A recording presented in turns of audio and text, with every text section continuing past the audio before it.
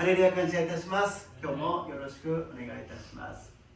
오늘 하나님의 말씀은 마태복음입니다. 今日の神様の御言葉はマタイの福音書15章21節から28節までの御言葉です。마태복음 15장 21절부터 28절까지입니다. 두 페이지로 되어 있습니다. 2페이지니 わたっておりますのでご一緒に함께 읽겠습니다. それからイエスはそこを去ってスロとシドンの地方に立ち退かれ、するとその地方のカナン人の女が出てきて叫び声を上げていった。主よ、ダビデの子よ、私を憐れんでください。娘がひどく悪霊に取りつかれているのです。しかしイエスは彼女に一言もお答えにならなかった。そこで弟子たちは身元に来て、あの女を返してやってください、叫びながら後についてくるのですと言ってイエスに願った。しかしイエスは答えて、私はイスラエルの家の失われた羊以外のところには使わされていませんと言われた。しかしその女は来てイエスの前にひれ伏して、主よ、私をお助けくださいと言った。するとイエスは答えて、子供たちのパンを取り上げて子犬に投げてやるのは良くないことですと言われた。しかし女は言った。主よ、その通りです。ただ子犬でも主人の食卓から落ちるパンくずをいただきます。その時イエスは彼女に答えて言われた。ああ、あなたの信仰は立派です。その願い通りになるように。すると彼女の娘はその時から治った。アメン。今日は3月でありますから、3月の御言葉は신명기31の6です。3월달에 말씀 외우는 것은 신명기 31장 6절 말씀입니다. 함께 읽겠습니다. 고이쇼니 고이마쇼. 수욕 안에 오시고 안에 하라고 소리 되어 나르나이 오늘을 되어 나르나이 아나타노 감히 주 고지신가 아나타노 어머니 스스마레는 가라다 주와 아나타오 미안하사 아나타오 미스테나이. 아멘. 心に弱くなった時にはいつもこの御言葉、強くあれ、大しくあれ、この御言葉を覚えますように祝福いたします。마음이 힘들고 마음이 이렇게 연약해질 때 강하고 담대하라 이 말씀을 외우시기를 주님의 이름으로 축복합니다. 오늘 제목은 내 믿음이 크도다라는 제목입니다. 今日の題目はあなたの信仰は立派ですであります。一緒にみんなで言ってみましょうか。한국말은 한국말이, 일본어와 일본어で、韓国は韓国で一緒に言います。せーの。あなたの信仰は立派です。アメン。이렇게 한번 고백했으니까 옆 사람한테 이제 고백합니다. 도나리의方に 고백してみましょう. 도나리의方に せーの. 아나타노 신고가立派です. 아멘. 뭔가 기분이 좋은 것 같습니다. 기분가いいですね. 今日全員の方が立派な信仰となりますように祝福いたします. 오늘 모두가 다 큰 믿음이 되시기를 주님의 이름으로 축복합니다. 성경을 보면 여러 가지 덕목이 있습니다. 특히 큰 믿음이라 그러면 막 기적이 일어나고 막 벼락이 떨어지고 막 귀신이 하고 떠나가는 그런 역사가 일어나는 것을 우리가 상상합니다. 信仰というものはいろんな徳目があるんですが、信仰が強い、大きいというと何かこう奇跡が起きて、雷が落ちたり悪霊がいやーと言って逃げていくような、そういうものを想像するものなんですが、私たちはいつもイエス様から一番信仰の姿を学ぶのであります。그러나 우리는 예수님부터 신앙의 모습을 배우는 것입니다. 예수님의 모습은 어떤 모습이냐? 겸손의 모습이라는 것입니다. イエス様の姿というものはいつも謙遜な姿なんですね。世の中で謙遜というと、言葉では謙遜って言いますけども、そんなのは弱い人の言い訳だよ。なんか見た目もみすばらしいし、弱い人間の謙遜な姿なんかいらないよという、そういう時代のような気がします。 말로는 겸손하라 겸손하라 그러지만 실상은 겸손한 것은 연약한 사람, 그 약한 사람들의 핑계고 너무나 초라하고 연약하게 보이는 거 나는 하기 싫다라고 이야기할 것입니다. 그러나 성경에는 모든 사람이 겸손한 사람이에요. しかし聖書はみんなが謙遜な人なんです。ある人がこんな本を書きました。 겸손의力という本であります. 어떤 사람이 책을 썼는데 겸손의 힘이라는 책을 썼어요. 그 겸손의 힘이라는 데서는 이 과학이 발달하고 경제가 발달되어서 풍요로운데 사람은 불행을 느낀다라는 것입니다. 今科学や技術が発達し経済的に豊かになっているけど人々はなぜか幸せのではなく不幸だと私は不幸せだと感じているということであります。その本ではこんなことを言っていました。関係的な謙遜があるんですよ。 그 책에는 관계적인 겸손이 있습니다. 무슨 뜻이냐면 나는 겸손한 사람입니다. 그런데 혼자 있을 때 아무리 겸손해도 그 사람은 겸손한 사람이 아니라는 것입니다. 私は謙遜な人なんですといくら言っても一人でいる時に謙遜で生活していたらそれは謙遜ではない. 대인 관계의 中で 겸손가現れなければならない. 우리는 대인관계 속에서 겸손이라는 모습이 나타나야 된다는 것입니다.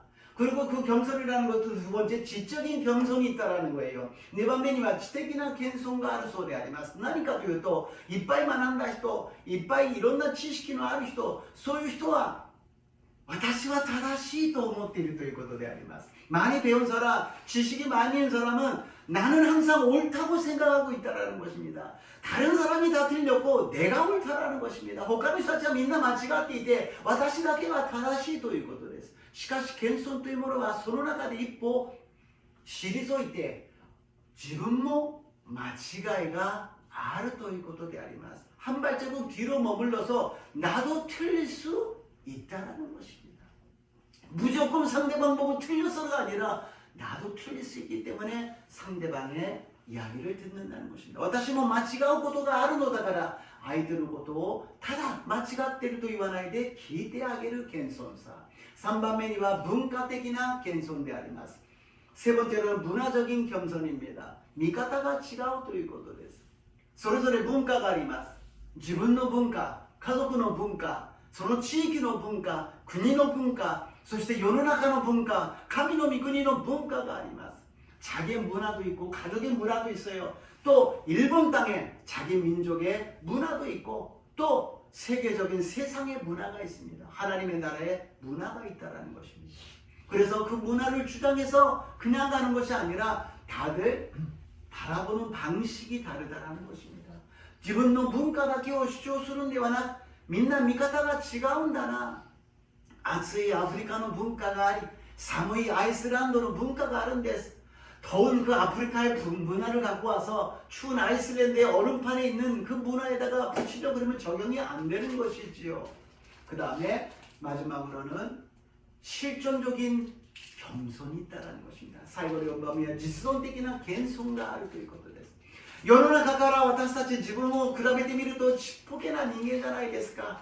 세상에서 우리를 보게 되면 너무너무 작잖아요. 높은 빌딩 위에서 밑을 내다보면은 그 집이 이렇게 컸던 것이 그냥 요만한 집에서 사람들이 개미처럼 다니잖아요. 다카이도코로 스카이트리도 아가르도 이해가 안 나니 오기 같다느니 마치바코 이렇게 지사그 닌겐와 아리노요니 우고이테 시센 문화가 된 인간의 역할과 지사나 모노데스. 자연 속에서도 우리 인간은 작은 것입니다. 특히 창조주 하나님 앞에서는 우리는 정말 먼지와 같은 존재라는 것입니다. 特に創造主である神様の御前では私たちは塵に過ぎない存在だということです。だからそういうことを考えれば私たちは謙遜になることができるということです。もう少し自分を低くして相手を尊重し自然を世の中何よりも神様を認めるときに私たちは幸せに暮らすことができると信じます。 조금 더 자기를 낮추고 상대방을 존중해주고 또 자연에 대해서 세상에 대해서 인정하고 무엇보다도 하나님을 인정하고 우리가 살아갈 때 우리는 행복하게 살아갈 수 있을 줄로 믿습니다. 오늘은 그런 겸손한 차원에서 한 여인이 등장합니다. 今日は謙遜という単語の中で一人の女性が登場します。1番目です。 女性の叫び声がするのです。 여인의 소리 지름이 들려옵니다. 마태복음 15장 21절에서 22절, 마타이 15장 21節から 22節読んでみましょう。それからイエスはそこを去ってするとシドンの地方に立ち退かれた。するとその地方のカナン人の女が出てきて叫び声を上げていた。主よ、ダビデの子よ、私を憐れんでください。娘がひどく悪霊に取りつかれているのです。アメン. 두로와 시돈이라는 데는 예루살렘의 그 유대인이 있는 지역이 아니라 이방인의 도시입니다. 수로도 시돈도 유도코로와 예루살렘도 유다인과 그라스 도코로에 와는 이호진たちが 暮らしているところでありました。だからこのカナン人の女性は異邦人でイエス様のところに来たのです。이 가난 여인은 이방인이었고 예수님께 찾아왔어요. 왜냐하면 자기 딸이 사랑하는 딸이 귀신 들렸어요. 지푸라기라도 잡으려고 그러는 마음이 있지 않습니까? このイエス様のところに来た理由は自分の娘が愛する娘が悪霊に取りつかれているわけですから、藁をもつかむような感じでイエス様のところに来たのであります。そしてイエス様に助けてくださいとお願いしているのです。 예수님께 도와달라고 부탁을 하는 거예요. 그런데 예수님이 이상하게 냉정한 태도를 하시는 거예요. 근데 뭐不思議に イエス様が冷たい態度をするのであります。それがマタイの福音書15章の23節、マタイ복음15장 23절을 읽겠습니다. 読みましょう。しかしイエスは彼女に一言もお答えにならなかった。そこで弟子たちは身元に来て、あの女を返してやってください。叫びながら後についてくるのですと言ってイエスに願った。그림이 있어요. こんな感じです。もう切にイエス様助けてください. 예수님 도와주세요. 그런데 예수님이 한마디도 말씀 안 합니다. 예수님은 히토코토 샤베라나인데. だから弟子たちがこんなに叫んできてるんですからなんとかもう帰らせるとか直してあげるとかやってくださいよ. 이렇게 간청하는데 불쌍하잖아요. 좀 어떻게 대답을 해주시든지 그는 가라 그러든지 말씀해 주세요. 그랬더니 예수님 뭐라 그러시냐면 마태복음 15장 26절입니다. 마태의福音書15章26節、イエス様はこんなこと言われるんです。読んでみましょう。するとイエスは答えて、子供たちのパンを取り上げて子犬に投げてやるのは良くないことですと言われた。 말을 안 하는 것뿐만이 아니라 무시하는 것뿐만이 아니라 이거는 완전히 실례요 무례한 이야기입니다. 뭐 무시をする何も答えないだけではなくてもうこれは完全に失礼な無礼に当たることじゃないですか。犬扱いですよ。 개취급하고 있다라는 거예요. 그럴 일은 없습니다만 저에게 목사님 저에게 좀 기도 좀 해주세요. 그래서 막 무릎 꿇고 얘기하는데 개 같은 사람한테 내가 기도를 못 해준다. 그럴 수는 없잖아요. こんなことありませんか。私に先生お願いですから祈ってくださいって言って犬に私が祈ってあげること、これは絶対ありえないことじゃないです。これは祈るとか祈らないの問題じゃなくてもう完全に無礼な状態なんです。 완전히 무례한 상태를 지금 나타내고 있다라는 것입니다. 그런데 이상한 것은 이 여인의 태도예요. 不思議なのはこの女性の態度なんです。普通このぐらい言ったら何ですかこんなに頼んでるのに 사람이 이렇게 부탁하는데 됐어요 됐어요 그러고 손을 가버릴 거예요. 뭐いいです 結構ですと言って帰るかもしれませんが、この女性はマタイの福音書15章26節27節ですね。 27절을 함께 읽겠습니다.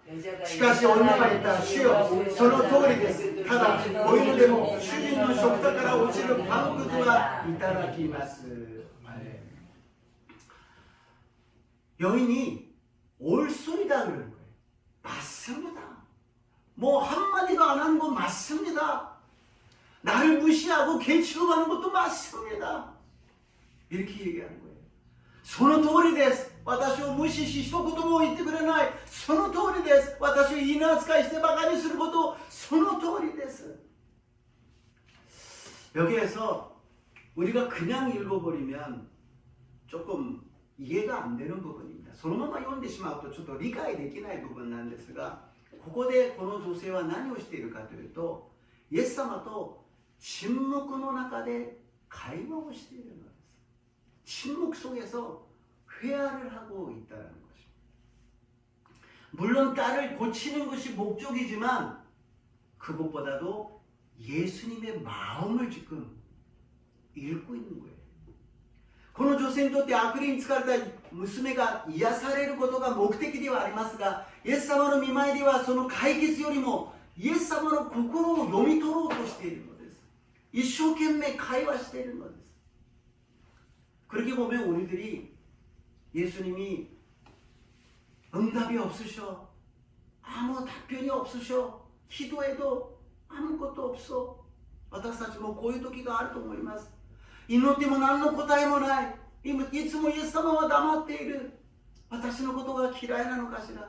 나를 싫어하시는 것 같아. 아니었다라는 거예요. 違うということです。そこでいくらでも私たちはこのカナンの女性のように会話をすることができたはずなのです。이 가난 여인처럼 우리가 예수님과 회화를 할 수 있었을 것입니다. 옳습니다, 주님. 나에게 응답하실 필요가 없지요. 나에게 대답할 필요가 없지요. 나 같은 사람에게 주님이 왜 일일이 대답할 필요가 있겠습니까? その通りです、イエス様。あなたが無言のままいるのはその通りです。私なんかに答える必要なんかないでしょう。いちいち私が祈ったからといって全部答える必要はありません。そう言いながら彼女は一生懸命自分の事情をイエス様に語っていたと思うんです。 열심히 자기의 사정을 예수님께 말씀드리고 있었다라는 것입니다. 우리가 왜 주님은 응답이 없으세요? 왜 빨리 해결 안 해주세요? 어느 순간인가 우리는 교만해지고 있지 않았을까? どうして神様は答えてくださらないんですか？この問題解決してくださらないんですか？いつの間にか私たちは高慢になっているのかもしれません。何か魔法を使うように解決をしてくれなければならない。 뭔가 마법의 방망이처럼 빨리 해결해달라. 어떤 목사님이 이런 표현을 하시더라고요. 우리가 기도하면서 하나님께 구하는 것이 자판기에 돈을 넣고서는 골라서 딴 굴르면은 원하는 것이 내려와야 된다는 것입니다. ある先生がこういう表現をしました。神様に祈り求めることが自動販売機にお金を入れてスイッチを入れると自分が求めるものが出てこなければいけない。なぜ出てこないのか、왜 안 나오냐는 거입니다. 그것이 아니지요. 하나님은 전능하신 하나님, 창조주시라는 것입니다. 神様は全能の神様、創造主である神様だということを私たちはもう一度心の中に留めておかなければなりません。この女性には謙遜にならなければならない理由がありました。2番目です。두 번째로 이 여인은 겸손해야 할 이유가 있었습니다. その理由とは何かというと、マタイの福音書15章22節です。マタイ복음 15장 22절입니다. 読みましょう。するとその地方のカナン人の女が出てきて叫び声を上げていった。主よ、ダビデの子よ、私を憐れんでください。娘がひどく悪霊に取りつかれているのです。アメン。一番目に女性が持つ欠如、乏しいことがあるからです。 이 여인이 가지고 있는 결핍, 부족함이 있다라는 거예요. 딸이 지금 귀신이 들려 있다라는 거예요. 이마娘が悪霊に取りつかれているという欠如しているものがあるのです。その健康が正常な姿じゃないという欠如が乏しいことがあるということです。今こういうことの中で自分のプライドをイエス様そんなこと私にするんですか? 자기 자존심을 세워서 예수님 그렇게 하실 것입니까? 이럴 때가 아니라는 거예요. そういう時ではないということであります。とにかく今目的を果たすためにはイエス様との状態の中でイエス様の心を読んでそれを解決していかなければならない。 어떻게 하든지 지금 딸을 위해서 예수님의 마음을 읽어서 그것을 해결하는 방법으로 가야 된다는 것이 있었다는 것입니다. 우리들도 모두가 다 결핍함이 있을 것입니다.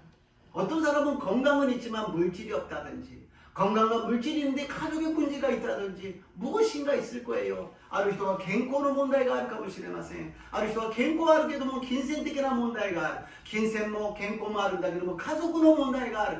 とにかく人間には何かしら欠如しているものがあるのです。そういった時に私たちはその全ての罪は自分にあるのです。 모든 죄의 원인은 자기에게 있다는 것이죠. 그러나 예수님께서는 아무 말씀하시지 않지만 그 뒷면에는 어떤 것을 하셨느냐.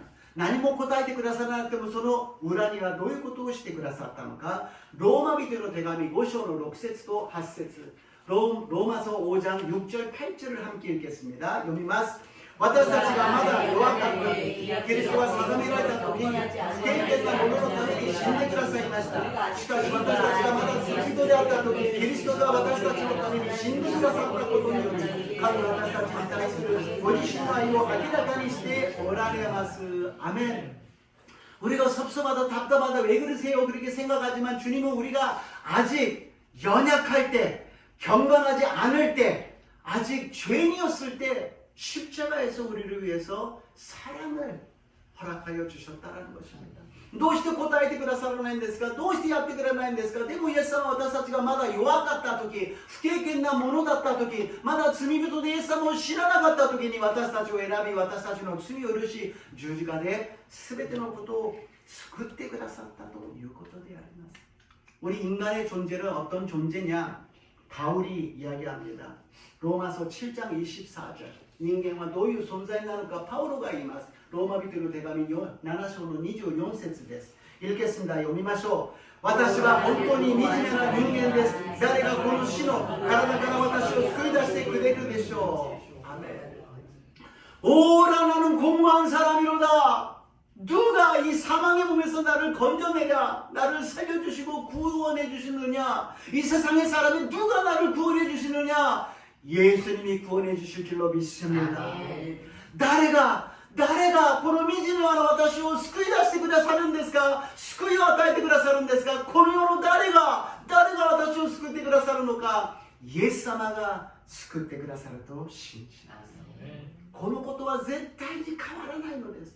このことの前提の中でこの女性はイエス様にしがみついたのであります。 이것은 절대로 변하지 않습니다. 이 변하지 않는 진리 속에서 이 여인은 예수님께 무릎을 꿇고 예수님께 부탁하고 간청하고 상처를 받지 않았다라는 것입니다. 그리고서는 두 번째로는 니바메리가 예수様だけが 娘を癒すことができると信じた. 예수님만이 딸을 고칠 수 있다고 믿었다라는 거예요. 예수님이 나에게 어떻게 하시든지 그것은 모두가 다 옳습니다. 옳습니다마는 주님이 내 딸을 고쳐주실 것을 믿습니다. 主はなさったことはその通りです。その通りです。ただ主は私の娘を癒してくださると信じます。 절대 긍정 여기서 나오는 거 아니겠습니까? 絶対肯定であります。たとえ無視されても、言葉が答えがなくても、意味扱いされても信じます。 무시당해도 답변이 없어도 개취급당해도 믿습니다. 이것이 믿음이라고 예수님이 우리들에게 가르쳐 주십니다. これが信仰だと私たちに主は教えてくださっているのです。 마태복음 15장 27절입니다. 마태의 15장 22절 もう一度読んでみましょう. 여자가しかし女は言った。主よ、その通りです。ただ、ご犬でも主人の食卓から落ちるパンくずはいただきます。 여기에서 예수님이 이렇게 특별하게 그런 모습을 보이신 것은 이 여인 한 사람한테만 하기 위해서 지금 말씀하시는 게 아니라는 것이죠. 今、イエス様はこのカナン人の女性一人だけにですね、何か信仰の告白を立派な信仰ですというためにここまで持ってくるんではなく、その背後に意味しているものがあったんです。何かというと、このマタイの福音書15章の最初の部分でパリサイ人と律法学者がついてきたんです。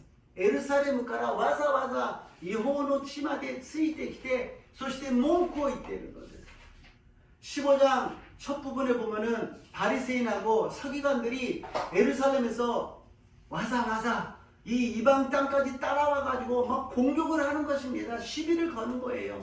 그 사람들에게 말씀하고 있다라는 것입니다.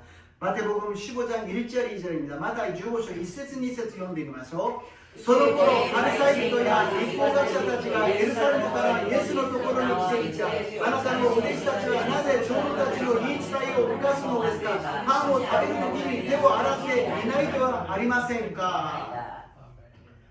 지금 밥 먹을 때 손을 씻으세요. 그 정도면 되는데 예루살렘에서 일부러 와가지고 저번에 보니까 당신네 제자들이 손을 안 씻고 음식을 먹더라고요. 今ご飯を食べるとき手を洗った方がいいですよって言ってんじゃありません。前のことであります。エルサレムからわざわざ来て、あなたたちの弟子は手を洗わないでご飯を食べているんですよ。そんなことしているんですかというふうに責めているわけです。イエス様は言うのです。そういうものは信仰ではありませんよ。神様に対して問い詰めて、神様に対してどうしてですか、こう書いてあったじゃないですか、こう言ったじゃないですか、問い詰めることが信仰ではありませんよ。따지는 것이 믿음이 아니라는 것이에요. 이랬잖아요, 저랬잖아요, 이렇게 해야 되는 거 아니에요. 이렇게 따지는 것이 믿음이 아니라는 것을 보여주는 것입니다. 지금 이 여인을 보세요. 이렇게 무릎을 꿇고 간절하게 부탁하는데 걔 취급을 받는다 할지라도 옳습니다라고, 옳습니다라고, 주님은 옳습니다라고, 하나님은 옳습니다라고, 이것이 믿음이라고 보여주고 있다는 것입니다. あなたたちのように問い詰めているものが信仰ではない。この女性を見てみなさい。こんなにお願いしているのに、犬扱いしても、その通りです。あなたのその通りです。という、これが信仰なんですよ。すべてを 100%、200% 神様のものに対しては受け入れることなんですよ。100%, 200% 하나님의 것이라면 그대로 받아들이는 것이 믿음이라는 것입니다. 당신네들이 이 사람을, 이방인들을 개취급하는 사람들이 아니냐. 당신네들은 교만한 사람들이라는 거예요. 이 겸손한 모습을 보라는 거예요. 믿음은 겸손한 모습이 있어야 된다는 것입니다. 이나스카이 세는 아나타たちでしょう。パリサイ人たちでしょう。ユダヤ人でなければ違法人は犬だというふうに言っているのはあなたたちでしょう。この女性の謙遜な姿を見てみなさい。この信仰を見てみなさい。この信仰が必要なんですというふうに見せてくださっているのであります。오늘 주님께서는 우리에게 조금이라도 교만한 마음이 있었다면 다시 한번 하나님은 전능하신 하나님, 하나님은 절대로 그릇된 부분이 하나도 없는 옳소이다 하시는 하나님인 줄로 믿습니다. 今日私たちは少しでも私たちの心に神様に対する寂しさ、疑問、何か否定的なものがあるならば全部なくして、神様は全能の神様、良き神様は 100% 正しい方、その通りの神様だと信じますよ。イエス様の未来によって祝福いたします。마지막으로 세 번째, 예수님이 고치십니다. 3番目に最後, 예수님가 이야사합니다. 만약에 예수님이 그런 냉정한 사람이라면 끝까지 이방인한테는 내가 고쳐주지 않는다라고 말씀하셨는데 법대로 가지 않으신다라는 거예요. もしイエス様が冷たい方であるならば最後まで私は違法人は癒さない。今は違法人の時代じゃないというかもしれませんが、癒してくださったということです。マタイの福音書15章25節、マタイ복음 15장 25절입니다. しかしその女は来てイエスの前にひれ伏して、主よ私をお助けくださいと言った。 절을 하다라는 것은 예배를 드리다, 경배하다라는 의미가 있습니다. 히레푸스토와 게하이오스르, 레하이오스르という意味があるのです。この女性は娘が癒されて、やったー、イエス様ありがとうございます、礼拝をいたします、礼拝捧げます、そうじゃなかったということです。